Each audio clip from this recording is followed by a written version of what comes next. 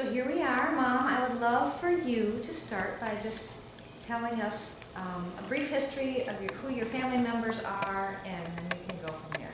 Okay. I was born July 1st, 1933, which is 84 years ago. And it doesn't seem possible that it's 84 years ago. But the time flies, and it goes faster as you get older. But my mom was Laverne Getcho, and she was Laverne Panacci. And my father is Roy Getcho, and both of them were wonderful parents. And I got to know my mother's parents, but not my father's parents. My father's parents were deceased when I became aware of life. I have pictures of my grandfather holding me as a baby.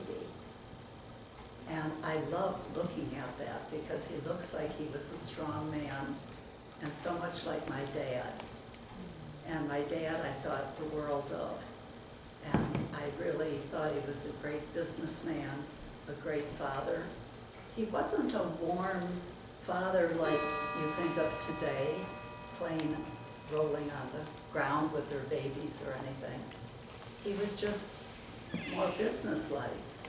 But he would let me give him a massage on his head every night because I didn't want him to go bald.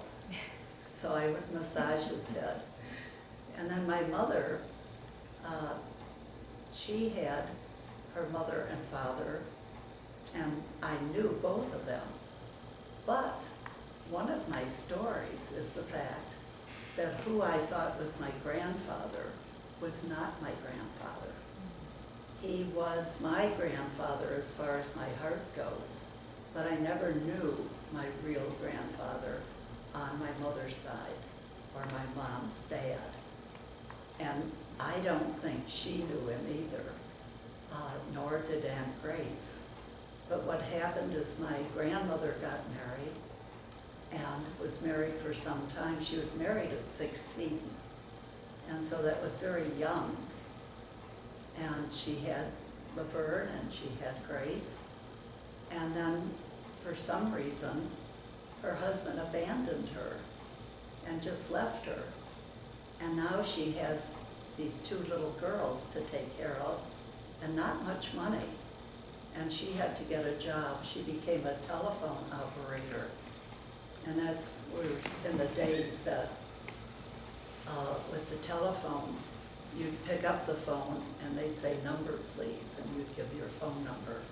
And so they had all these plugs they had to plug into the right place in order for you to get the people that you wanted to get.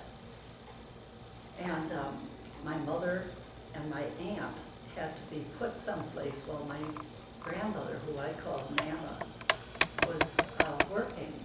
So they put Grace and Laverne into a nursery, and it was really an orphanage, a nursery within the orphanage. But it wasn't an orphanage where they were for adoption. It was just that other people were for adoption, but they were using it more as a nursery or a daycare center. And eventually along came Harry Panacci, and he fell in love with my grandmother and she with him. And they got married, and he adopted both the girls as his own.